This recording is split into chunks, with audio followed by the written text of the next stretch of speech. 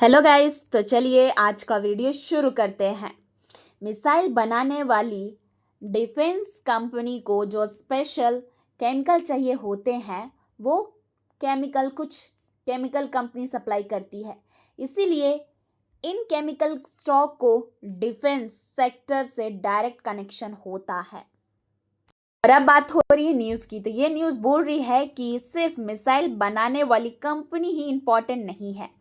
Missile के जो कि अंदर होते हैं, यहाँ पर देखते हैं जो कि मिसाइल के जो अंदर केमिकल होते हैं, तो मिसाइल के अंदर जो केमिकल लगते हैं वो भी उतना ही इम्पोर्टेंट होता है। जैसे ब्रह्मोस और आकाश दिखते हैं बाहर से स्ट्रॉन्ग है, लेकिन अंदर से वो केमिकल से चलते हैं। जहाँ बाहर से तो दिखते हैं बट अंदर से तो केमिकल से ही चलते हैं ना। मिसाइल को चलने के लिए रॉकेट फ्यूल चाहिए होता है, फटने के लिए एक्सप्लोसिव चाहिए होता है, हाई टेम्परेचर और प्रेशर हैंडल करने के लिए स्पेशल केमिकल चाहिए। अगर केमिकल नहीं होगा तो मिसाइल सिर्फ एक ही लोहे का डब्बा रहेगा। इसलिए असली जो कि छुपा हुआ अपॉर्चुनिटी उन केमिकल कंपनी में हो सकती है जो ये सब सामान सप्लाई करती है। तो मिसाइल हीरो है लेकिन केमिकल उनका इंजन है। अब बात हो रही है, मिसाइल 3 चीज़ों से मिलकर बनती है। जी हाँ, यहाँ पे देख सकते हैं। तो बॉडी जो होता है मेटल का होता है, बॉडी मेटल की होती है, ब्रेन इलेक्ट्रॉनिक का होता है और हार्ट केमिकल का होता है।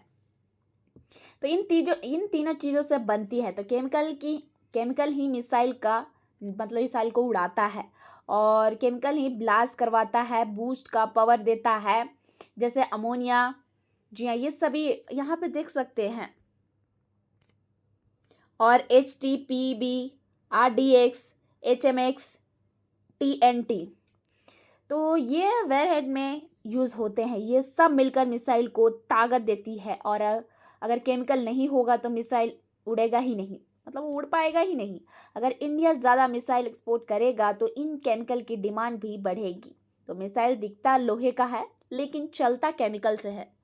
अब बात हो रही है मई 2025 में इंडिया ने ऑपरेशन सिंदूर के थ्रू, मतलब जो वॉर हुआ था उसमें देखा गया है कि अपनी देश की मिसाइल, जी हाँ, अपनी देश की मिसाइल का यूज़ किया गया। ये सिर्फ टेस्ट नहीं था, ये रियल सिचुएशन थी। मिसाइल ने अचानक काम किया है। जी हाँ, मतलब कि अचानक नहीं, अच्छा काम किया है। दुनिया ने देखा है कि इंडिया की टेक्नोलॉजी काफ़ी ज़्यादा स्ट्रॉन्ग है और आगे डेवलप कर रही है। इसके बाद कई देशों ने इंटरेस्ट दिखाया है।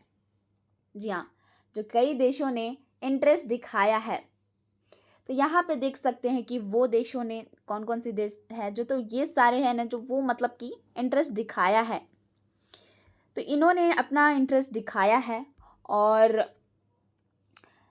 जैसे फिलीपींस, ये सभी, सऊदी अरेबिया और यूनाइटेड अरब एमिरेट्स, तो ये सभी देशों ने अपना मतलब कि इन देशों ने इंटरेस्ट दिखाया है। ज़्यादा देश मिसाइल खरीदेंगे तो ज़्यादा मिसाइल बनेगा, ज़्यादा मिसाइल बनेगा तो ज़्यादा केमिकल लगेंगे। मिसाइल यूज़ होने के बाद रिप्लेस भी होता है। इसका मतलब है केमिकल की डिमांड बार बार आएगी। ये एक बार का बिजनेस नहीं है। तो ये तो मतलब इसलिए ये लॉन्ग टर्म अपॉर्चुनिटी हो सकती है। अब बात हो रही है इंडिया का डिफेंस प्रोडक्शन फाइनेंशियल ईयर 2025 में। यहाँ पर देख सकते हैं, जी हाँ, 1,50,590 करोड़ रहा और ये पिछले साल से 18% ज़्यादा है। मतलब डिफेंस सेक्टर तेजी से बढ़ रहा है। डिफेंस एक्सपोर्ट यहाँ पे देख सकते हैं 23,622 करोड़ तक पहुँच गया है और ये 10 साल पहले से 34 गुना, जी हाँ, 34 गुना ज़्यादा है। सरकार का टारगेट है 2029, यहाँ पे देख सकते हैं 2029 तक 50,000 करोड़ एक्सपोर्ट करना और 3 लाख करोड़ का डिफेंस सामान देश में बनाना। फाइनेंशियल ईयर 2026 का डिफेंस बजट 6.81 लाख करोड़ है और ये पिछले साल से 9.5% ज़्यादा है। इसका मतलब है सरकार डिफेंस पर सीरियस है। जब सरकार पैसा लगाती है तो इंडस्ट्री को ग्रोथ मिलती है। तो डिफेंस सेक्टर को स्ट्रॉन्ग सपोर्ट मिल रहा है। अब बात हो रही है सोलर इंडस्ट्रीज इंडिया। तो सोलर इंडस्ट्री इंडिया लिमिटेड एक बहुत बड़ी केमिकल कंपनी है। ये डिफेंस के लिए पावरफुल एक्सप्लोसिव बनाती है। जैसे यहाँ पे देख सकते हैं RDX, HMX और TNT। तो ये मिसाइल के लिए प्रोपेलेंट भी बनाती है। इनके मटेरियल्स यहाँ पे देख सकते हैं, ब्रह्मोस, पिनाका, आकाश। तो ये सभी जैसे सिस्टम में यूज़ होते हैं। तो इनके मटेरियल्स तो मैंने आपको भी बताया, ब्रह्मोस, पिनाका और आकाश जैसे सिस्टम में यूज़ होते हैं। ये कंपनी डिफेंस के स्पेस सेक्टर को भी सप्लाई करती है। कंपनी के पास यहाँ पे देख सकते हैं कि 21,000 करोड़ से भी ज़्यादा का ऑर्डर बुक है। इसका मतलब फ्यूचर में काम ऑलरेडी कंफर्म है। इसका ज़बरदस्त बिजनेस डिफेंस से आ रहा है ज़्यादातर। जी हाँ, ज़्यादातर बिजनेस डिफेंस से आ रहा है। कंपनी नागपुर में यहाँ पे देख सकते हैं कि 12,700 करोड़ इन्वेस्ट कर रही है। वहाँ एक बहुत बड़ा डिफेंस हब बनेगा। ये नए और एडवांस एक्सप्लोसिव जो HEMEX भी बन रहा है। तो सिंपल सी बात है, कंपनी डिफेंस पर फोकस कर रही है और स्ट्रांग है। फ्यूचर ग्रोथ का चांस स्ट्रांग लगता है। अब बात हो रही है प्रीमियर एक्सप्लोसिव लिमिटेड की। जी हाँ, प्रीमियर एक्सप्लोसिव लिमिटेड की। ये इंडिया की एक बहुत ही ज़रूरी डिफेंस केमिकल कंपनी है। जी हाँ, बहुत ही सॉलिड। तो ये मिसाइल के लिए सॉलिड प्रोपेलेंट, यहाँ पे देख सकते हैं कि सॉलिड प्रोपेलेंट बनाती है। प्राइवेट सेक्टर में ये काम करने वाली ये एक ही कंपनी है। जी हाँ, प्राइवेट सेक्टर में ये काम करने वाली एक ही कंपनी है। इसका मटेरियल यहाँ पे देख सकते हो, QRSAM, MRSAM, ब्रह्मोस, अग्नि, अस्त्र। तो ये सभी इनके जो कि जी हाँ, तो इसके मटेरियल हैं। और कंपनी की 84% यहाँ पर देख सकते हैं, 84% इनकम डिफेंस और स्पेस से आती है। मतलब ये पूरी तरह से डिफेंस पर डिपेंड है। कंपनी ओडिशा में यहाँ पे देख सकते हैं कि 864 करोड़ का नया प्लांट बना रही है। इससे फ्यूचर प्रोडक्शन बढ़ेगा।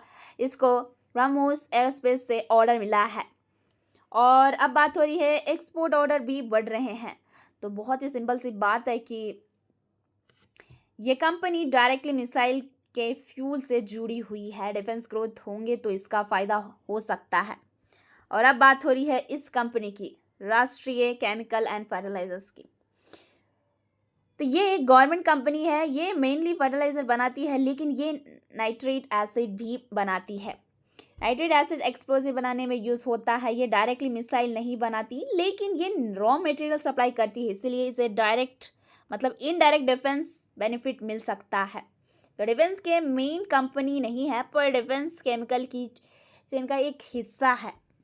अब बात हो रही है अनुपम रसायन इंडिया की लिमिटेड। ये कंपनी स्पेशल फ्लोरेंट केमिकल बनाती है। केमिकल हाई परफॉर्मेंस, जी हाँ, हाई परफॉर्मेंस मटेरियल में यूज़ होता है। एरोस्पेस और डिफेंस इक्विपमेंट में ये मटेरियल लगता है। कंपनी को एक US से यहाँ पे देख सकते हैं 1,697 करोड़ का LOI मिला है। इसका मतलब फ्यूचर में बड़ा ऑर्डर मिल सकता है। ये एरोस्पेस सेगमेंट में ग्रो कर रहा है। ये डायरेक्टली मिसाइल नहीं बनाती है, लेकिन डिफेंस सप्लाई चेन का एक हिस्सा बन सकता है।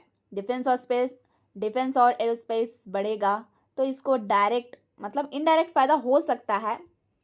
और अब बात हो रही है गुजरात फ्लोरोकेमिकल लिमिटेड की। तो ये कंपनी PTF, यहाँ पे देख सकते हैं कि PTFE, PVDF जैसे फ्लोरोपॉलीमर्स बनाती है। तो ये मटेरियल एरोस्पेस, इलेक्ट्रिक, यहाँ पे देख सकते हैं इलेक्ट्रॉनिक और डिफेंस में यूज़ होता है। हाई टेम्परेचर और प्रेशर झेलने के लिए ये इंपॉर्टेंट होते हैं। तो कंपनी EV बैटरी मटेरियल में भी ग्रो कर रही है। मतलब इसके पास डिफेंस के साथ EV का भी ग्रोथ चांस है। तो ये डायरेक्ट डिफेंस कंपनी नहीं है, लेकिन डिफेंस और EV दोनों से बेनिफिट मिल सकता है। तो ये एक indirect defence plus EV growth story है।